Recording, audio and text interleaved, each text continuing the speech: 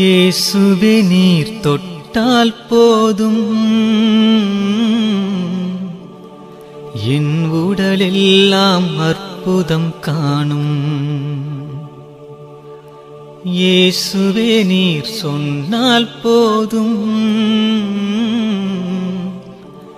என் மனமெல்லாம் சுகமாய் மாறும்.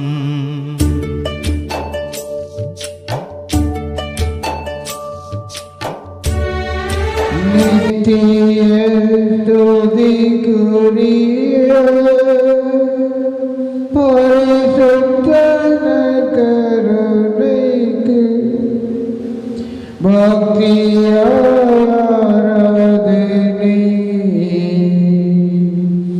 இத்திசையும் புரியோம்.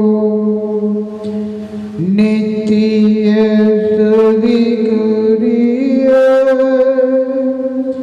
பரிசுத்த கருணைக்கு பக்தியாராதனை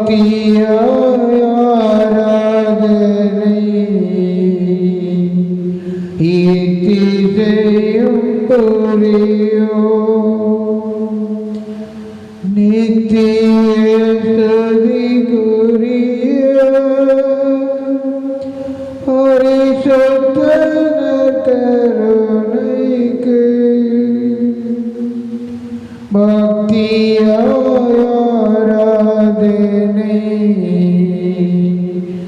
இத்திசையும் புரியோம். பக்தியாராதனை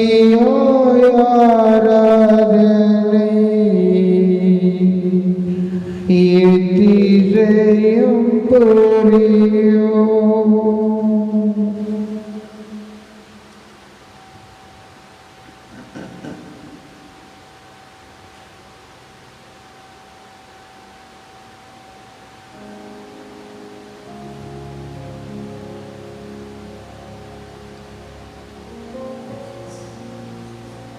எங்களை ஆட்கொண்டு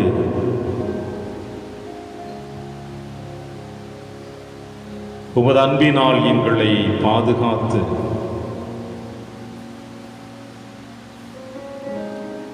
என்றும் உமக்கு உகந்த குழந்தைகளாக வழிநடத்த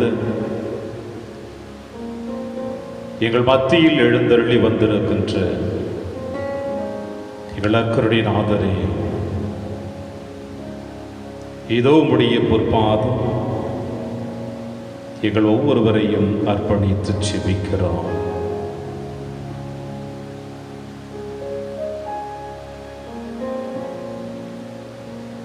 மனதில் உள்ள எண்ணங்களை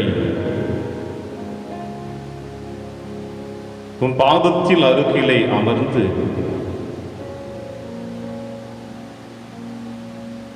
ஒரு குழந்தை தாயினுடைய முகத்தை பார்த்து மகிழ்ச்சி அடைவது போல இதோ உம் அருகில் அமர்ந்தவர்களாக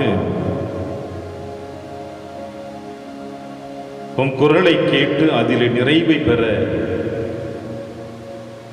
தகப்பனே உம் திருப்பாதம் அமர்ந்திருக்கின்றோம்.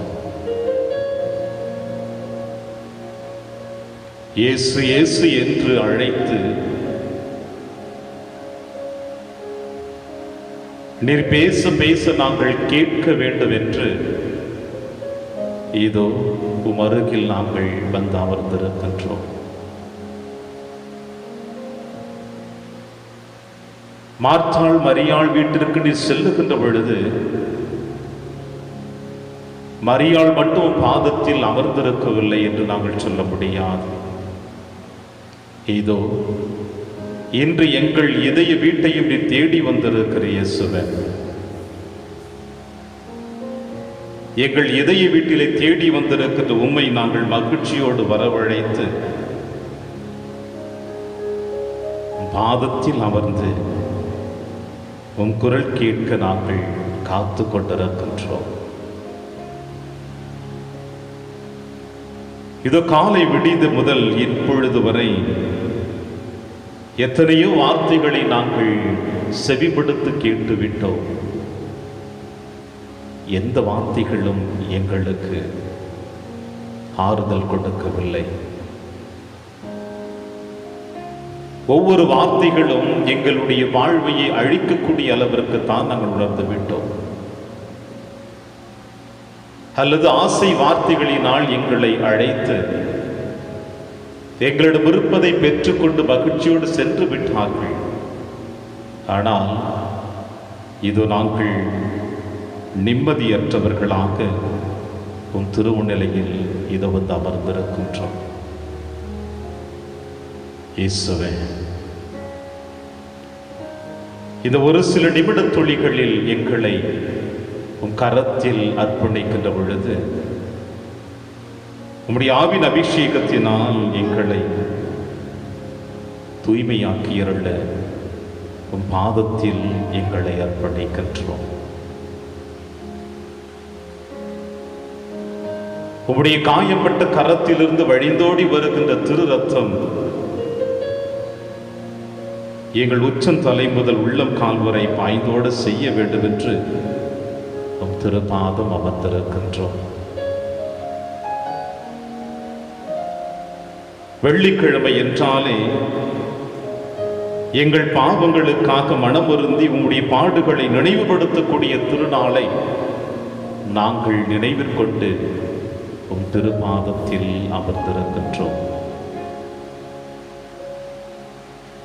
இதோ கல்வாரி மலையிலே சிலுவையில் 3 ஆணிகளால் அறையப்பட்டு சிரசிலே முள்முடி சூட்டப்பட்டவராக கொளுத்தும் வெயிலில் கூட உமக்கு துரோகம் செய்தவர்களுக்காக தந்தையிடம் மன்னிப்பு கேட்ட எங்கள் இயேசுவே,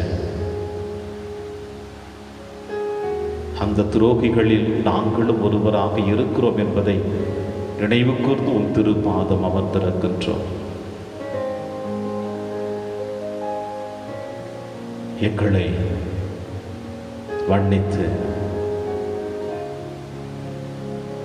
உமது வார்த்தையினால் எங்களுக்கு வாழ்வு கொடுத்து வழிநடத்த இதோ இயேசுவே உம் பாதத்தின் அருகில் அமர்ந்திருக்கின்றோம்.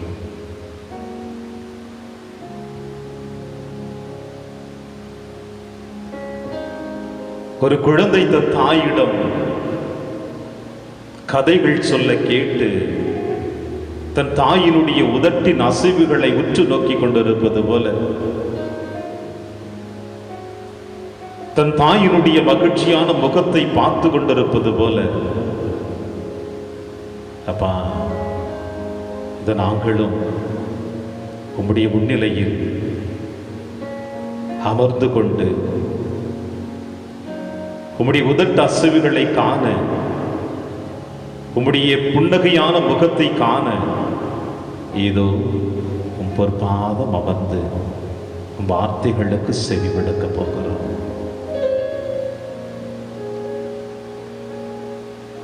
இயேசு இயேசு என்று அழைத்து பேசு பேசு உன் கதையை. இயேசு இயேசு என்று அழைத்து பேசு பேசு உன் கதையை. உந்தன் குரலை கேட்டு உன்னை மீட்டு வானகம் சேர்க்கும் தேவனவர். இயேசு இயேசு என்று அழைத்து பேசு பேசு உன் கதையை. வாழ்வாய் வழியாய் உயிராய் மண்ணில் சுடராய் அடைய ஒளியாய். வாழ்வாய் வழியாய் உயிராய் மண்ணில் சுடராய் அடைய ஒளியாய். வந்தார் மாபரன் இயேசு, உயிர் தந்துனை மீட்டார் இயேசு கல்வாரி சிகரமதில் இயேசு இயேசு என்று அழைத்து பேசு பேசு உன் கதையை. பாவிகள் நம்மை மீட்கவே உலகில் ஆதவனாய் உயிர்த்தெழுந்தார். பாவிகள் நம்மை மீட்கவே உலகில் ஆதவனாய் உயிர்த்தெழுந்தார். போதனைகள் பல தந்து நம்மை வேதனை வீட்டெழ செய்தார். கல்வாரி சிகரமதில் இயேசு இயேசு என்று அழைத்து பேசு பேசு உன் கதையை. உந்தன் குரலை கேட்டு உன்னை மீட்டு வானகம் சேர்க்கும் தேவனவர். இயேசு இயேசு என்று அழைத்து பேசு பேசு உன் கதையை. இயேசு இயேசு என்று அழைத்து பேசு பேசு உன் கதையை.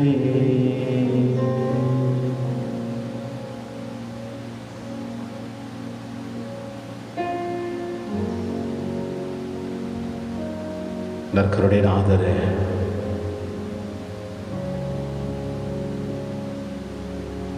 இதோ உம்மை அழைத்து அழைத்து அருகிலே அமர்ந்து கொண்டு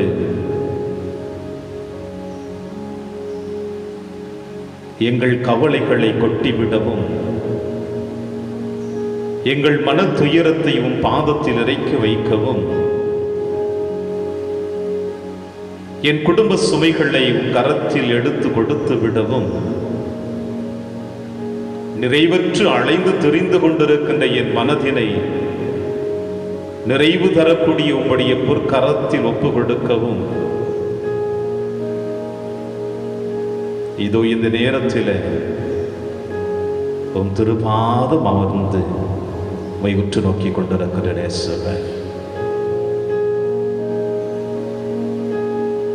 இதோ இந்த ஆலயத்திலே அமர்ந்து கொண்டு செபித்துக் கொண்டிருக்கின்ற உம்முடைய பிள்ளைகளாக இருக்கட்டும், அலைவரிசையின் வழியாக தம்முடைய இல்லத்திலிருந்து இது இந்த நேரத்திலே உம்முடைய திருமுகத்தை பார்த்து செபித்துக் கொண்டிருக்கின்ற உம் அன்பு குழந்தைகளாக இருக்கட்டும். இவர்கள் அனைவரையும் இதோ இந்த நற்கருணையின் வழியாக நீர் உற்று நோக்கி கொண்டிருக்கிறீர் என்ற ஆழமான நம்பிக்கையோடு விசுவாசத்தோடு அப்பா எங்கள் கண்ணீர் கதைகளை, கவலைகளின் கதைகளை, சோகத்தின் கதைகளை, தோர்த்து போன கதைகளை அனைத்தையும் உம் கரத்திலே அர்ப்பணித்து உம் ஆறுதல் வார்த்தைக்காக இதோடைய முன்னிலையில் அமர்ந்திருக்கின்ற மெஸ்ஸுவே,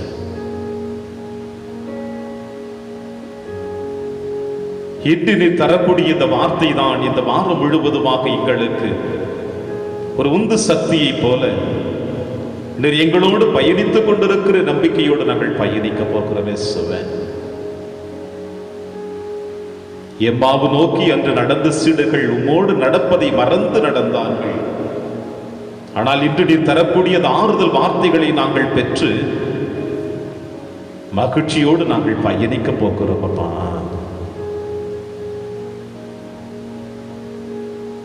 உடைய ஆவின் அபிஷேகத்தை எங்களுக்கு நிறைவாக தாரும் தகப்பனே.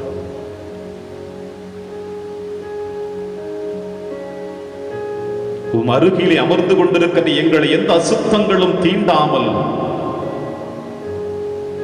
எந்த தீய சக்திகளும் எங்களை ஆட்கொள்ளாமல் உடைய இரத்த கோட்டைக்குள் எங்களை அழைத்து வந்து உம்முடைய ஆவியலால் நிறைவு பெற்றவர்களாக, தூய்மை உள்ளத்தினரை கொண்டவர்களாக இதோ உம்முடைய அருகிலே அமரச் செய்ய வேசுவ.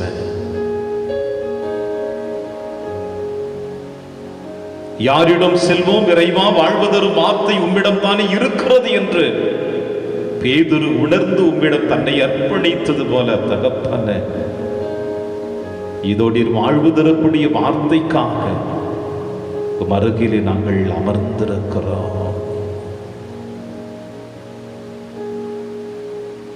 எங்களை ஆசீர்வதியும். இது எங்கள் செவிமடல்களை தூய்மையாக்கி, எங்கள் சிந்தனைகளை சிதற விடாமல், எங்கள் சிந்தனைகளை ஒருமுகப்படுத்தி உண்மையே உற்று நோக்கிக் கொண்டிருக்கின்ற தாயின் மடியில் குழந்தை கிடப்பது போல, தகப்பனே உம்முடைய மடியில் நாங்கள் இப்பொழுது அமர வேண்டும் என்று செபிக்கிறோம். ஏனென்றால் நீர் கொடுக்கக்கூடிய வார்த்தை அழிவின் வார்த்தை அல்ல, மாறாக வாழ்வு தரும் வார்த்தை. இந்த வார்த்தைக்காகத்தான் இதோ இப்பொழுது உம்முடைய முன்னிலையில் அமர்ந்து கொண்டிருக்கின்றோம்.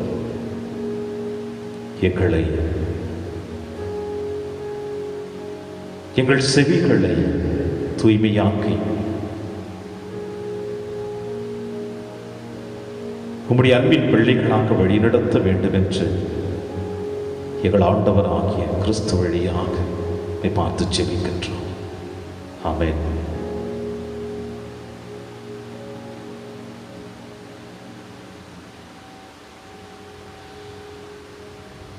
பிரியமான சகோதர சகோதரிகளே,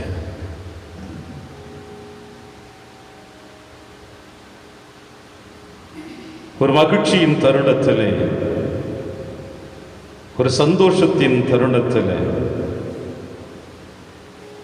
எதிர்பார்ப்பது எல்லாம் கிடைத்துவிடும் என்ற நம்பிக்கையோடு பயணித்துக் கொண்டிருக்கின்றவனுக்கு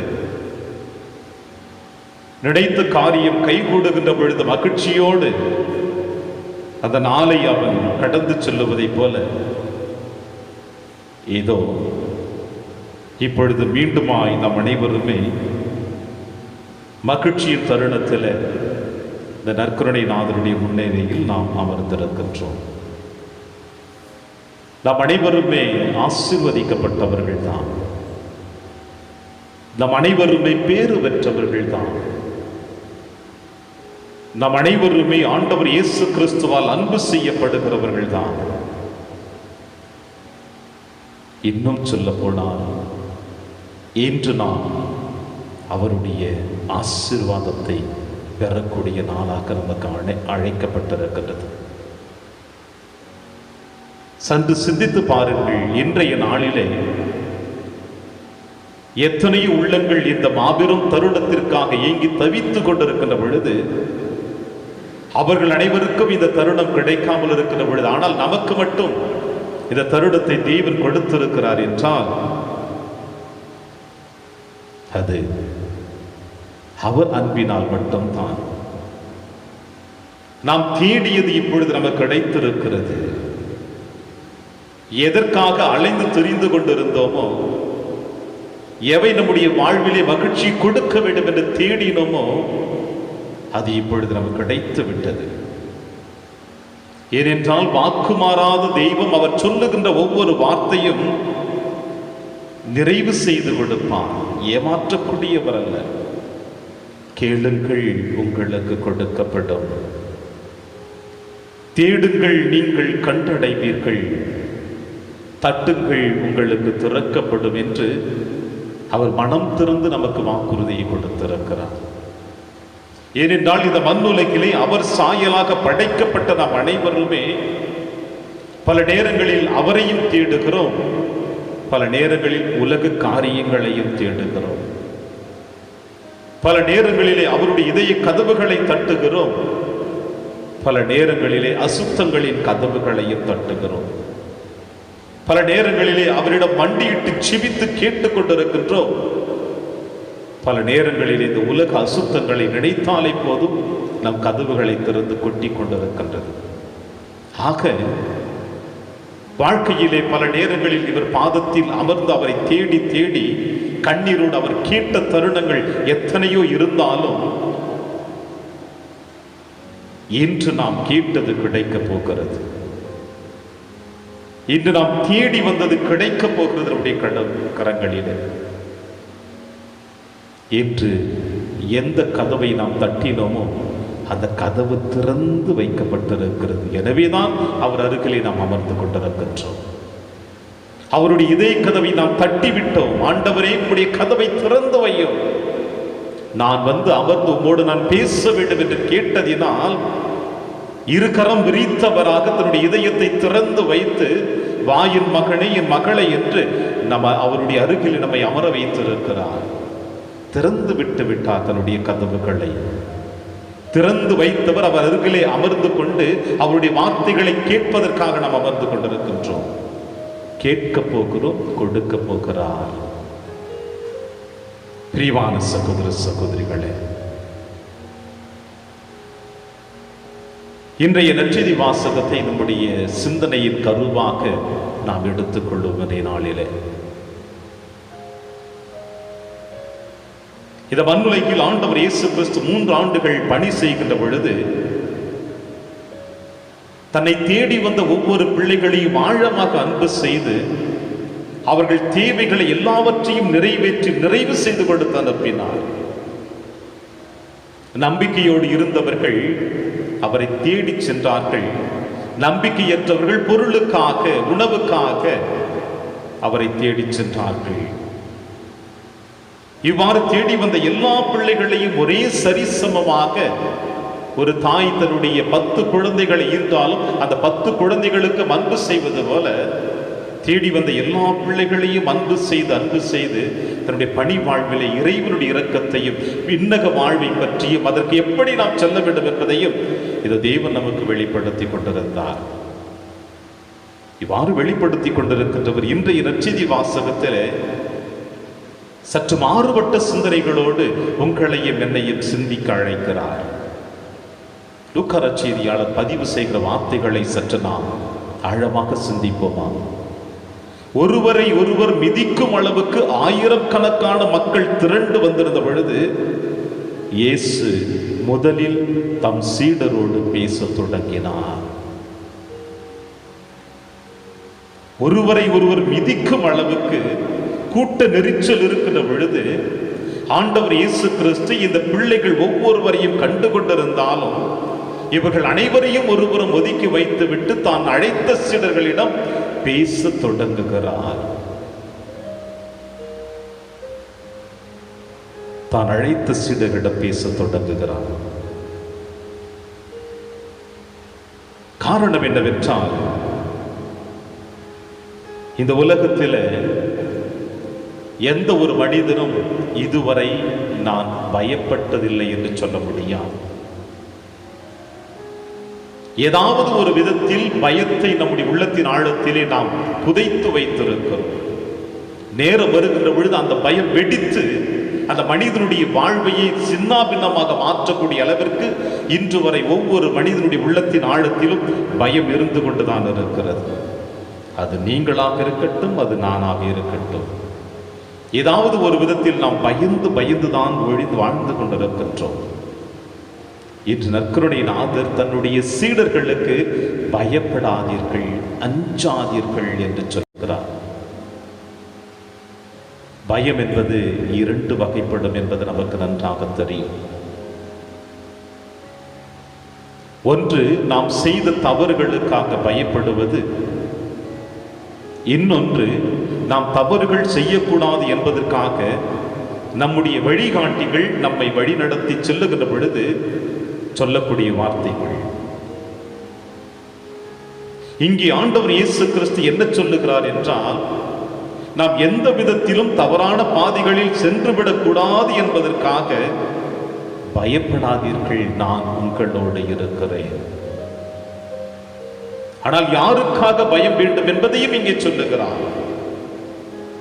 ஒரு குடும்பத்தில் தந்தை வெளியே செல்லுகின்ற பொழுது, தாயோடு குழந்தைகள் விளையாடி கொண்டிருக்கிற பொழுது, தன் சகோதரனோடும் சகோதரியும் குழந்தை அந்த சகோதரனோடு விளையாடி கொண்டிருக்கிற பொழுது, ஒருவேளை ஒரு குழந்தை யாருடைய பேச்சுக்கும் கவனம் செலுத்தாமல் தன்னுடைய விருப்பம் போல தவறுகள் செய்ய ஆரம்பிக்கின்ற பொழுது, தாயானவள் சொல்லுவாளே, இது அப்பா வந்து விடுவார், அடித்து விடுவார், அதை செய்யாதே, அதை தொடாதே என்று.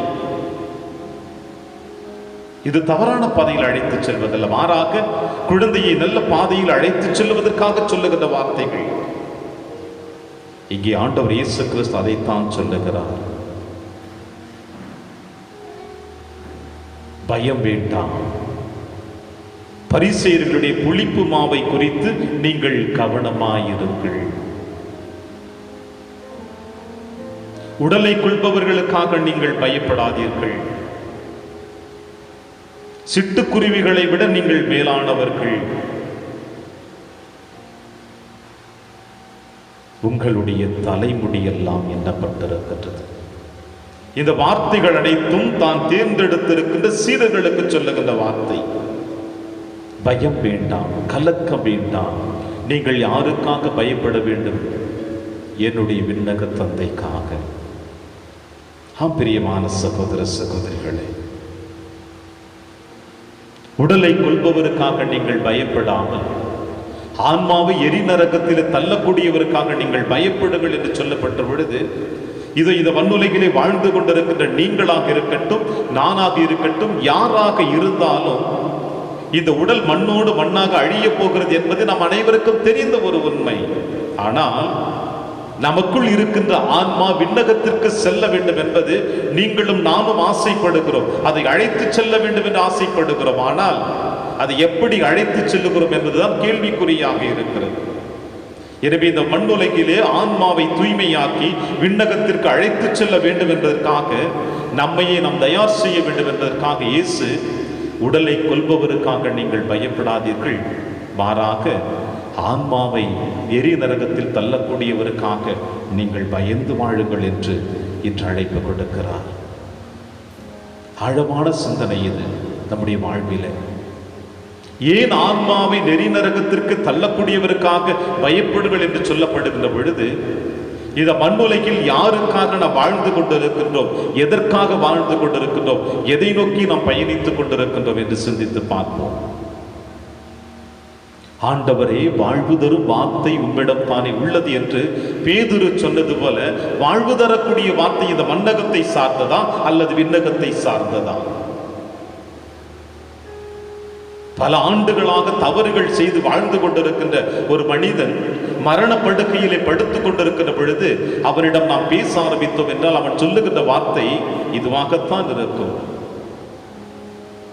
அறிந்தும் அறியாமலும் தெரிந்தும் தெரியாமலும் திமிரோடு வாழ்ந்து கொண்டிருந்த நான், ஆங்காரத்தோடு வாழ்ந்து கொண்டிருந்த நான், ஆணவத்தோடு வாழ்ந்து கொண்டிருந்த நான், இதோ இப்பொழுது மரணப்படுக்கையில் படுத்து கிடக்கின்றேன். ஆண்டவரின் பாவங்களை மன்னித்து அவர் விண்ணகத்தில் ஏற்றுக்கொள்ள வேண்டும் என்று நான் கண்ணீரோடு அவரிடம் என்னை அர்ப்பணிக்கிறேன் என்றுதான் எந்த ஒரு மனிதனும் சொல்லிக் கொண்டிருப்பான். ஆக வாழும் பொழுது நம்முடைய ஆன்மீக வாழ்வை பற்றி அறிந்து கொள்ள மாட்டோம். மரணத்தை நெருங்குகின்ற பொழுது, ஆபத்துகள் வருகின்ற பொழுது, சோதனைகள் வருகின்ற பொழுதுதான் என்னுடைய ஆன்மா தவறு செய்து விட்டது என்று நாம் சிந்தித்துக் கொண்டிருப்போம். இதைத்தான் இங்கே ஆண்டவர் இயேசு சுட்டி காட்டுகின்றார். உடலை கொள்பவருக்காக நீங்கள் பயப்படாதீர்கள், மாறாக உங்கள் ஆன்மாவை நெறி நரகத்தில் தள்ளக்கூடியவருக்காக பயப்படுங்கள் என்று. எனவே பிரியமான சகோதர சகோதரருடைய நாளிலே ஆண்டவர் இயேசு கிறிஸ்து சிட்டுக்குருவிகளை விட நீங்கள் மேலானவர்கள் என்று சொல்லப்படுகிற பொழுது, இந்த உலகத்தில் அவனால் படைக்கப்பட்ட எல்லா உயிரினங்களுமே பாதுகாக்கப்படக்கூடியதுதான். ஆனால் படைப்பிற்கெல்லாம் சிகரமாக படைக்கப்பட்ட நீங்களும் நானும் ஆசீர்வதிக்கப்பட்டவர்களே, பேறு பெற்றவர்களே. எனவே அவற்றை எல்லாவற்றையும் விட நாம் அவர் முன்னிலையில் பேறு பெற்றவர்களாக காணப்படுகிறோம். எனவே இந்த அளவிற்கு இறைவன் உங்களுக்கும் எனக்கும் இந்த ஆசீர்வாதத்தை கொடுத்து பாதுகாத்து வழிநடத்தி வருகிறவரிடம் நாம் நம்மையே அர்ப்பணிப்போம். எதையும் பற்றி கவலை கொள்ளாமல், எதையும் பற்றி சிந்திக்காமல், இந்த உலகத்தில் இருக்கிற எல்லா கவலைகளையும் ஒருபுறம் ஒதுக்கி வைத்துவிட்டு ஏதோ அவருடைய திருப்பாதத்தில் நம் சிந்தனைகளையும் செயல்களையும் அர்ப்பணித்து வாழ ஆரம்பிப்போம். ஏனென்றால் வழிநடத்தக்கூடியவரும் அவரே, காப்பாற்றக்கூடியவும் அவரை, பாதுகாப்பவரும் அவரே, நம்மை விண்ணகத்திற்கு அழைத்து செல்லக்கூடியவரும் அவரே. நடுத்திருமையின் பொழுது எப்படி இருக்கும் என்று அவர் வெளிப்படுத்தி இருக்கிறார் உங்களுக்கும் எனக்கும். தனது இடப்புறம் இருப்பவர்களை அவர் எப்படி வஞ்சிக்கிறார் என்பதையும், வலப்புறம் இருப்பவர்களை எப்படி அவர் ஆசீர்வதித்து அழைத்து செல்லுகிறார் என்பதையும் நாம் காணுகின்றோம் அல்லவா? எதையெல்லாம் இந்த மண்ணுலகில் செய்ய வேண்டும் என்று அவர் விரும்பினாரோ, செய்து காட்டினாரோ, அதையெல்லாம் நாம் செய்து வாழ்ந்தோம் என்றால் நாம் ஆசீர்வதிக்கப்பட்டவர்களாக விண்ணகத்திற்கு அழைத்து செல்லப்படும் நம்முடைய ஆன்மாவை. எனவே அவர் வார்த்தைக்கு செவிமடுத்து அவருடைய அன்பின் பிள்ளையாக தொடர்ந்து வாழ இதோ இந்த நேரத்திலே நம்மை அர்ப்பணித்து ஜெபிப்போம். இயேசுவின் கரத்தில் நம் ஒவ்வொருவரையும் அர்ப்பணிக்கிற பொழுது இறைவன் நம்மை நிறைவாக பாதுகாத்து வழிநடத்துவார் என்ற நம்பிக்கையோடு நம்முடைய தேவைகளை அவரிடம் அர்ப்பணிப்போம். சற்று நேரம்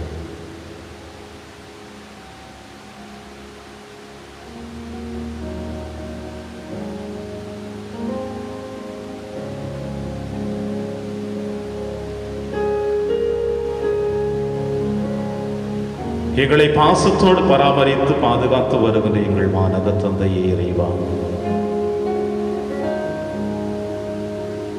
இது அற்புதமான மாலை வேளையினுடைய முன்னிலையில் வந்திருக்கிற எங்கள் ஒவ்வொருவரையும் தகப்பனே, உடைய ஆசீர்வாதம் எங்களுக்கு நிறைவாக இருக்க வேண்டும் என்று இது எங்கள் ஒவ்வொருவரையும் அர்ப்பணிக்கிறோம். குறிப்பாக தகப்பனே, மீண்டும் மீண்டுமாய் மருத்துவமனையில் அனுமதிக்கப்பட்டிருக்கின்ற ஒவ்வொரு என் சகோதரனையும் சகோதரியையும், உம்முடைய பிள்ளைகள் அனைவரையும், குறிப்பாக இந்த கொரோனா நோயினால் பாதிக்கப்பட்டு உயிருக்காக போராடி கொண்டிருக்கின்ற ஒவ்வொரு நல் உள்ளங்களையும் கரத்தில் அர்ப்பணித்து ஜெபிக்கிறேன்.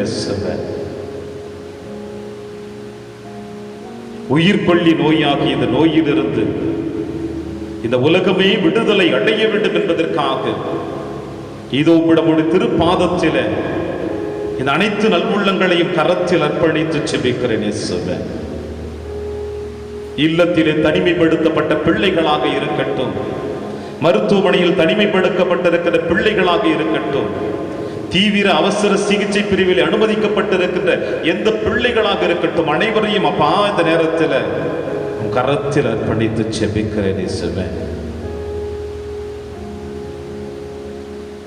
இந்த நோயிலிருந்து அந்த பிள்ளைகள் அனைவரும் ஆசீர்வதிக்கப்பட்டவர்களாக, அந்த பிள்ளைகள் இருக்கிற எல்லா இடங்களிலும் உடைய திரு ரத்தம் தெளிக்கப்பட கடவதாக இயேசுவே. ஏனென்றால் உடைய திரு ரத்தத்தினால் தான் இந்த உலகமே முழுவதுமாக தீய சக்திகளிலிருந்து விடுதலை கொடுக்கப்பட்டது என்பதை எங்களுக்கு வெளிப்படுத்தி இருக்கிறேன். இயேசுவின் ரத்தம் ஜெயம் என்று, இயேசுவே நீர் வாழ்க என்று, இயேசுவே நீர் எங்களுக்குள் இறங்கி வா என்று இந்த மருத்துவமனையிலும் இல்லத்திலும் தனிமைப்படுத்தப்பட்டிருக்கின்ற ஒவ்வொரு பிள்ளைகளுடைய தூய்மையான பெயரை அழைக்கின்ற பொழுதப்பா, அந்த பிள்ளைகளுக்கு ஒரு தெம்பையும் தைரியத்தையும் மனதிடத்தையும் தந்து இந்த நோயிலிருந்து விடுதலை கொடுத்திட வேண்டும் என்று தகப்பனே விடம் ஜெபிக்கிறேனப்பா. இது இந்த ஆலயத்திலே ஜெபித்துக் கொண்டிருக்கின்ற பிள்ளைகளாக இருக்கட்டும், அலைவரிசையின் வழியாக ஜெபித்துக் கொண்டிருக்கின்ற பிள்ளைகளாக இருக்கட்டும், யாராக இருந்தாலும் எதற்காக உடைய முன்னிலையில் அமர்ந்து கொண்டு ஜெபித்துக் கொண்டிருக்கின்றார்களோ, எந்த குறைகள் நீக்க வேண்டும் என்பதற்காக, எந்த வேதனைகள் இருந்து அவர்கள் விடுதலை அடைய வேண்டும் என்பதற்காக உம்மை நோக்கி தேடி வந்து ஜெபித்துக் கொண்டிருக்கின்றார்களோ, அவை அனைத்தையும் தகப்பன நீரே நிறைவாக கொடுத்திட வேண்டும் என்று பார்த்து ஜெபிக்கிறோம். ஆசீர்வாதத்தை கொடுக்கக்கூடியவர் தகப்பனே நீர். அபரிமிதமாகும்படி அருளை எங்களுக்கு நிறைவாக கொடுக்கக்கூடிய வல்ல தகப்பனே, உம்மை தேடி வருகின்ற பிள்ளைகளை நீர் ஒரு பொழுதும் ஒதுக்கி வைத்தது இல்லை, புறம் தள்ளுவதில்லை. அப்பா என்று அழைக்கின்ற பொழுதெல்லாம் ஓடோடி வந்து எங்களை அரவணைக்கக்கூடிய நல்ல தகப்பனாக இருந்து கொண்டிருக்கிற நேரத்தில் இயேசுவே, நேரத்தில் உம்மிடம் கரங்களை உயர்த்தியவர்களாக கண்ணீரோடு உம்மை நோக்கி ஜெபித்துக் கொண்டிருக்கின்ற இந்த பிள்ளைகள் ஒவ்வொருவரையும் அம்மா உம் பொற்பாதத்தில் அர்ப்பணித்து ஜெபிக்கிறோம். வார்த்தைகளினால் சொல்லி முடிக்க முடியாமல் உள்ளத்தின் ஆழத்தில் இப்படிப்பட்ட மனபாரத்தோடு வந்திருக்கின்ற பிள்ளைகள் இயேசுவே, நீர் ஒருவர் தாமே எங்கள் உள்ளத்தின் ஆழத்தில் இருக்கின்ற எண்ணங்களை அறிந்தவராக இருக்கிறேன். எனவே நான் சக்கியுவுக்கு மனமாற்றத்தை கொடுத்தேன், சமாரிய பெண்ணுக்கு மனமாற்றத்தை கொடுத்தேன், மத்தேயுவுக்கு மனமாற்றத்தை கொடுத்தேன். இப்படி தேடி வருகிற பிள்ளைகள் ஒவ்வொருவருடைய உள்ளத்தின் ஆழத்தை தூய்மைப்படுத்தி இப்படி நிறைவான மனமாற்றத்தை கொடுத்தது போல இது ஆலயத்திலும் இல்லத்திலும் இருந்து ஜெபித்துக் கொண்டிருக்கின்ற இந்த பிள்ளைகள் ஒவ்வொருவரையும் அம்மா என்னுடைய ஆவி கரத்தினால் தூய்மைப்படுத்தி அவர்கள் தீவைகளை நிறைவு செய்து மகிழ்ச்சியோடு அவர்கள் இல்லம் செல்லுகிற ஆசீர்வாதத்தை நேரத்திலே கொடுத்து வழங்க வேண்டும் என்று எங்கள் ஆண்டவராகிய கிறிஸ்து வழியாக பார்த்து நாங்கள் ஜெபிக்கிறோம். ஜெபம் கேட்ட எங்கள் நல்ல தகப்பனே, உமக்கு நன்றியப்பா. எங்களோடு இதோ இந்த நற்கருணையில் அமர்ந்து கொண்டு எங்கள் வார்த்தைகளை உள்வாங்கி எங்களுக்கு ஆசீர்வாதத்தை கொடுத்த நற்கருணை நாதரே, உமக்கு நன்றியப்பா.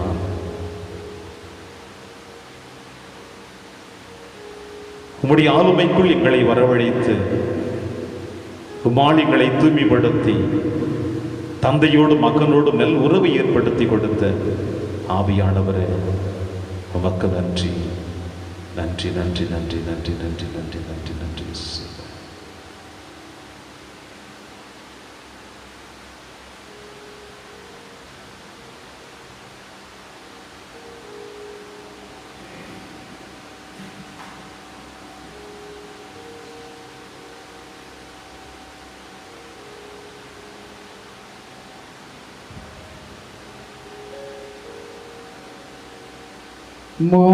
மாண்புயரி அருளனுமானத்தை தாழ்ந்து பணிந்து ஆராதிப்போம். பழைய நியம முறைகள் அனைத்தும் இனி மறைந்து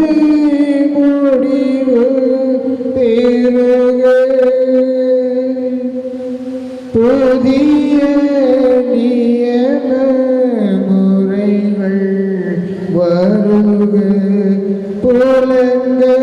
புலன்களாலே மனிதன் இதனை அறிய இயலா குறை நீக்க விசுவாசத்தின்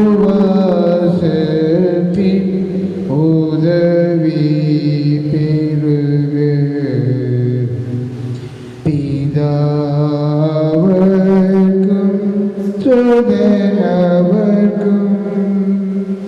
புகழ்ச்சியோடு வெற்றியார்ப்போம். மீட்பின் பெருமை மகிமையோடு ஒளிமை வாழ்த்து யாவுமாக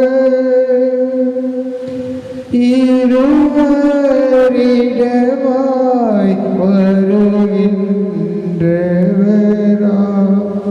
தூய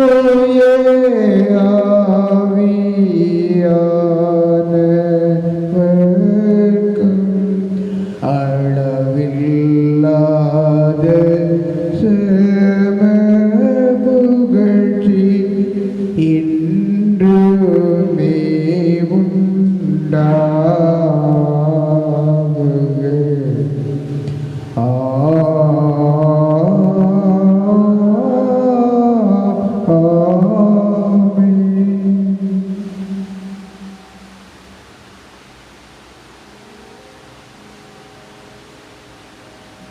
மன்றாடுவோமாக. இறைவா, இந்த வியப்புக்குரிய திருவருட்சாதனத்திலே உம்முடைய பாடுகளின் நினைவை எங்களுக்கு விட்டு சென்றே. உமது திருவிடல் திரு ரத்தம் இவற்றின் மறைபொருளை வணங்கும் நாங்கள் உம்மின் பயனை இடைவிடாமல் அனுபவிக்க அருள் புரிவீராக. இறைவனாய் என்றென்றும் வாழ்ந்து ஆட்சி செய்கிறீர்கள் ஆண்டவர் இயேசு கிறிஸ்து வழியாக உம்மை மன்றாடுகின்றோம்.